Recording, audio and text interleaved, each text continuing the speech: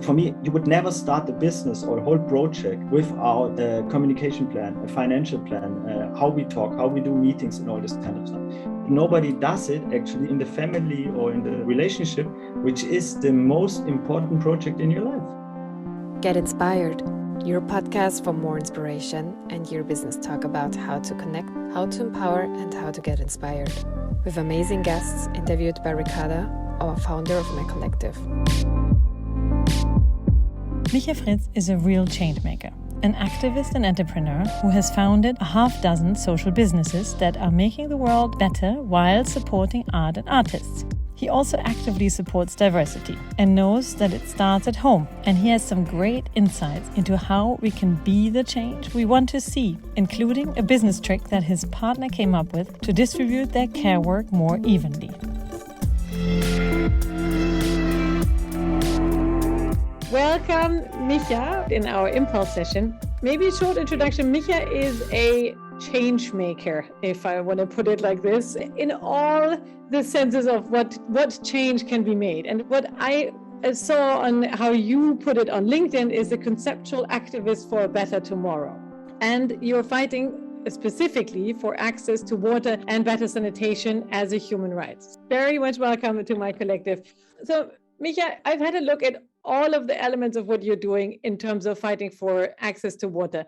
And I've seen a lot of names popping up, not only Viva Con Agua, which was probably the first enterprise that you founded, but also Goldeimer, Villa Viva, VCX, and you're also a super active dad and a co-parent, and you also talk about it on social media.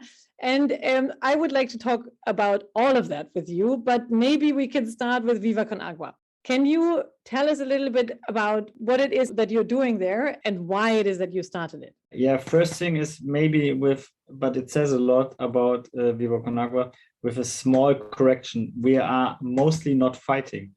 We are more like dancing or celebrating because we try to transform the world in the most positive ways.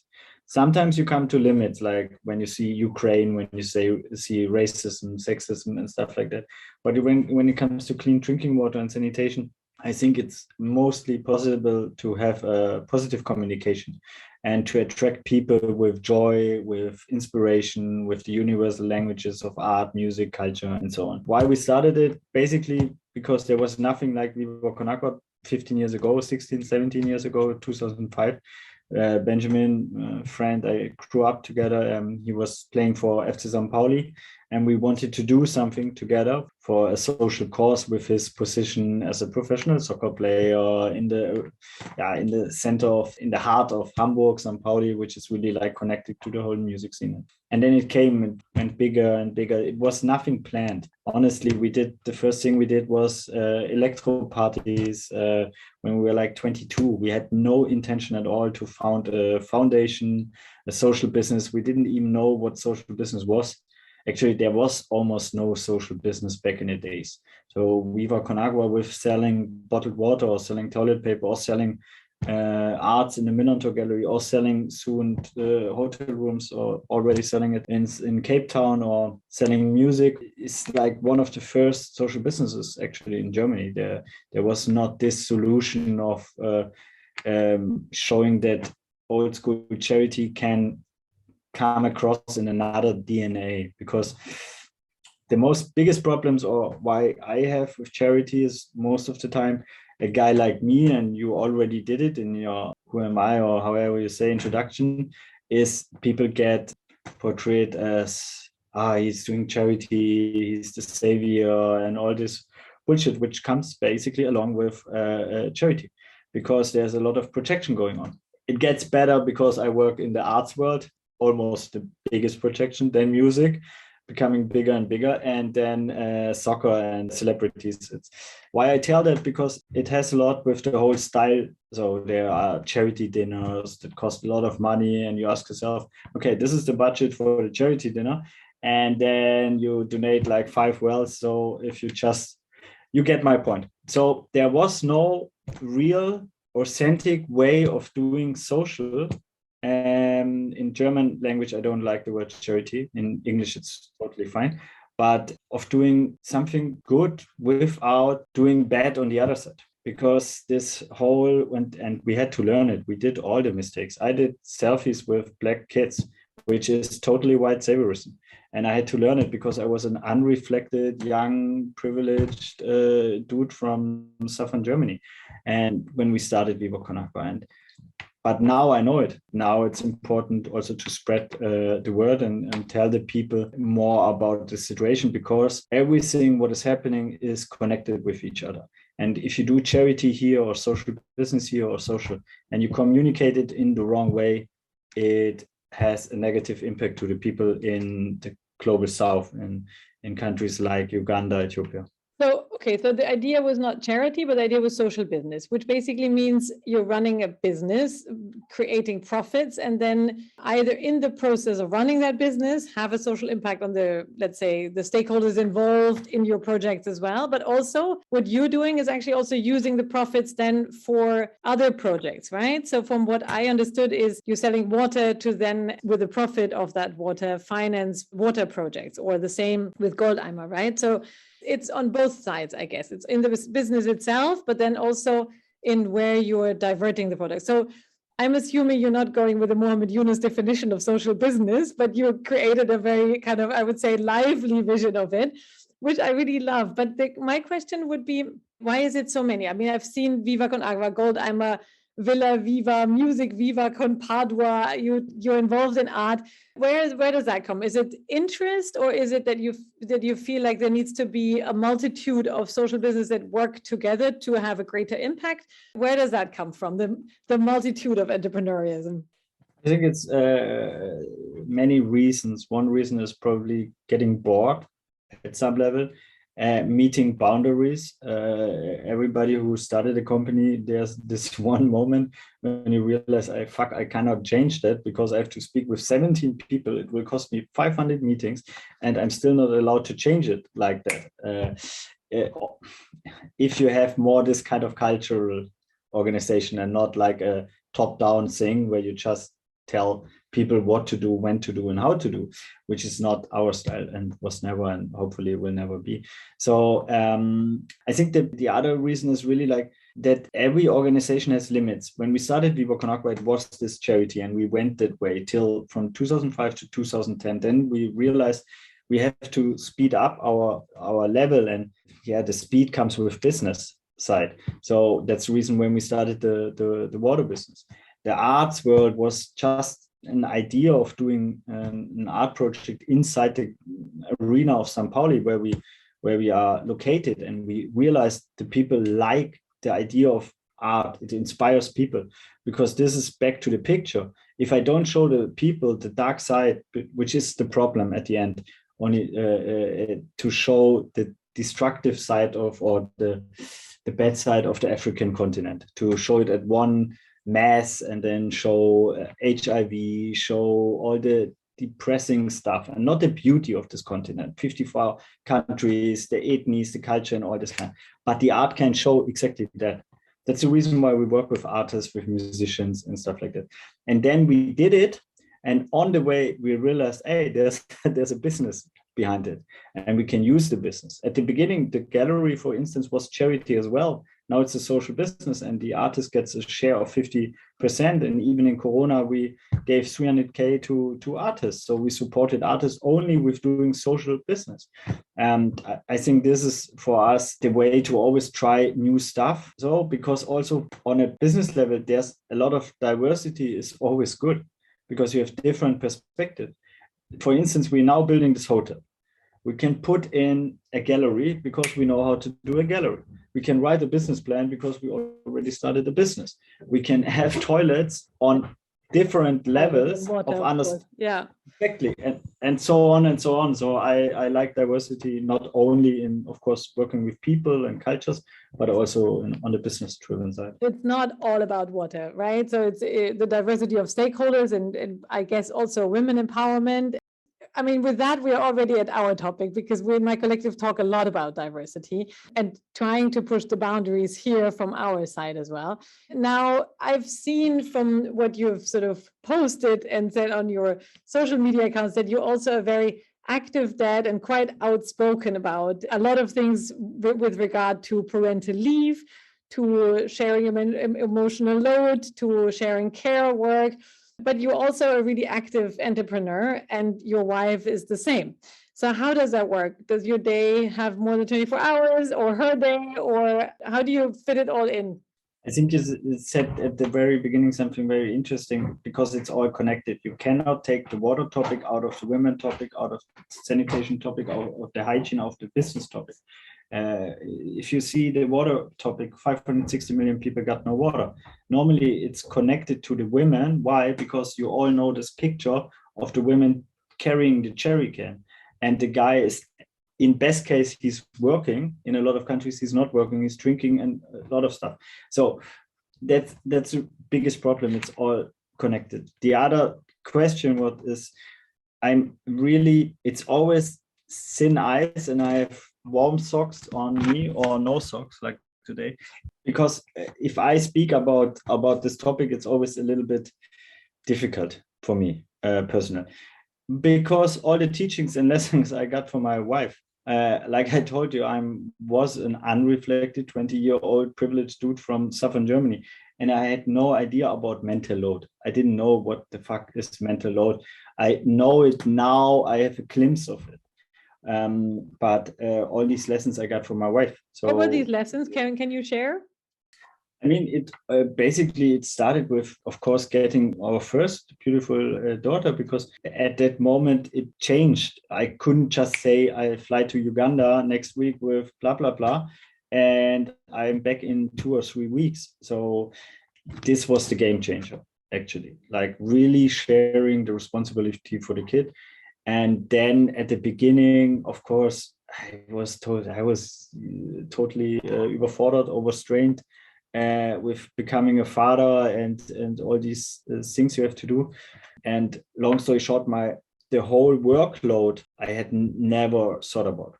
I had never thought about all these things like organizing clothes, giving them back to the friends. I would never give them back or make photos of them. The workload of traditionally on the mother's side, right? Totally. And also like the whole medical stuff, for instance. And my wife, actually, she did one thing, which was eye-opening for me. And also almost every guy I talk to about, some hate me for that, but because she did a workshop with me, because we working in this world, and everybody of us had the same kind of methods on workshops. You have the flipchart, and you have 3. You have the brainstorming, the prototyping, and the presentation.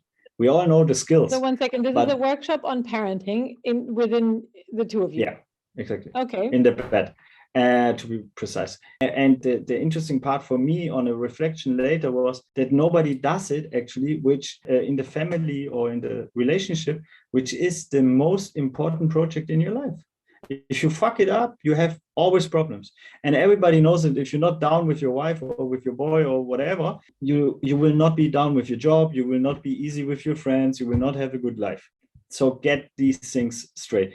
And then we did the workshop, and the layers was actually what we have to do on a yearly, monthly, weekly, daily level on a job, like organizing these clothes, taking care of medical stuff, doing taxes as a family, rent, school, the entire caregiving kind of job load and emotional load, I guess. Exactly. And then we were analyzing it, meaning like we put hours behind it and analyzed it. And at the end, it was something like 750 or 760 with my wife, and I had like 200.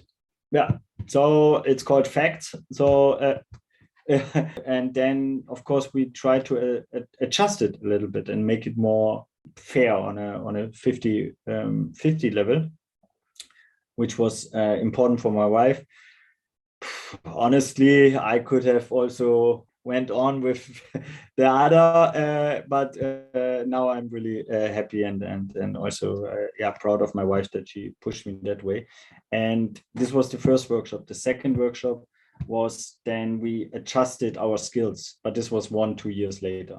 because, for instance, my father is a doctor, my sister is a doctor, I was an ambulance driver, so I can easily talk to all the doctors and I understand their language, their codes and stuff. So I take care of the whole medical system. I'm easy with... You didn't split everything 50-50, but you had it strength-based. Yeah, for instance, when I did the taxes, we had problems with 15,000 euros minus with the taxes. So I will not continue doing the taxes. This will be done by my wife, which totally makes sense, because for me, you would never start a business or a whole project without a communication plan, a financial plan, how we talk, how we do meetings and all this kind of stuff.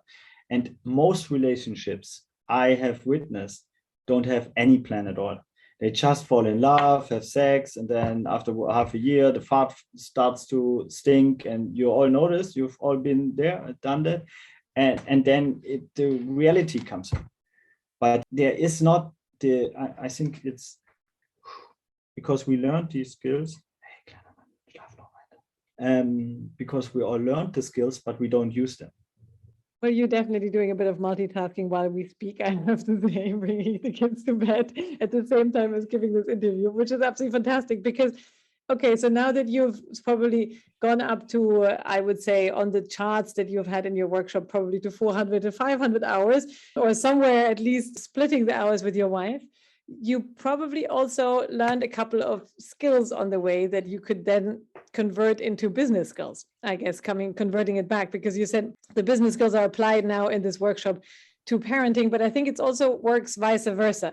So maybe as my last question to you, which is a question that we ask to all our guests, is can you name maybe one or two parenting skills that you've developed during that time that you can now use as a business skill? I think prioritizing, very difficult word to pronounce, but way more difficult to do, because you don't have the time to bullshit around. Apart from social media, I have to admit, sometimes this is a problem, because it's actually made for not focusing and for distracting you. But this absolutely focus on what is really relevant. But I also have to say, I'm really lucky with my job. I could now say, stop, we have to stop that interview and go out, and wouldn't have a bad feeling. I'm my own boss, I can bring my kid wherever I want to. I had the first time, actually, my wife was on a project trip to Nepal and was gone for like 2.5 weeks. And I had to give a speech at a very conservative law company in Hamburg. So I asked a friend to take care of my little one. He's cool with her, and we went there and they played around, and I had to give the speech, and of course then she cried and wanted to go. So I did the speech like now, and after that all the people came to me and were, hey, you come on, for Viva Con Agua you already get props, and then you do it with the sunshine on your, of course, people, hey, so super and so avant-garde and blah blah blah. And I just asked two people, would you have said the same thing to my wife, or would she have been badly organized? And their face went straight like that, because they realized. And this is something which I didn't know before, like learning all these things from my wife, that how different it is. If I take my kid, everybody, oh, he's taking care of his kid, he's having a time with, come on, what the fuck, I'm father. So this is really, we have to rewrite this whole narrative. And okay. This is now the best sentence, sorry, because this is our whole slogan, is rewriting the narrative, because that's actually what it is. It's about parenting and really telling the story differently, and not seeing it as a career breaker, but actually as a career booster, and kind of and really seeing the skills and also the values of these skills that you can then bring on to your job. But I would be careful with career booster as well. Okay. Because I think it's going like that, übersteuern. Because we went always career killer, and now we go career booster. And I wouldn't say it's a career booster. It takes a lot of time. I lost like all my freedom, like of flying to another place like that, of doing a festival there, of, I have to reorganize my whole life. I have to ask my wife, can I do that? Can I do that? Can I do that? Can we organize that? Can the au pair take that? Can we bring it to mama, grandmother or something? So I would just say it can be both. it can be both, and we should be really authentic in these, because a lot of times the people tell a lot of bullshit about this parenting thing. My wife is laughing. Why you want to join? Yeah, we will have a family reunion. That's fantastic. This is what happens if you do evening calls. Guys, thank you so much for being with us. And I do agree, you have to see it in a relative sense. It's like it's not like the parental leave will be the time when you boost your career. I think for us, it's more important that this is the time when you decide on how you want to approach your professional life post-parental leave, and that you can actually combine it both. And maybe, and this is what you've shown pretty straightforward, is that you actually discuss not only with your superior and your company, but also with your partner about how you're going to do that. So I will remember this workshop of yours and might quote you on this in the future. Thank you so much for being with us. Thank you, Micha. Bye. Welcome.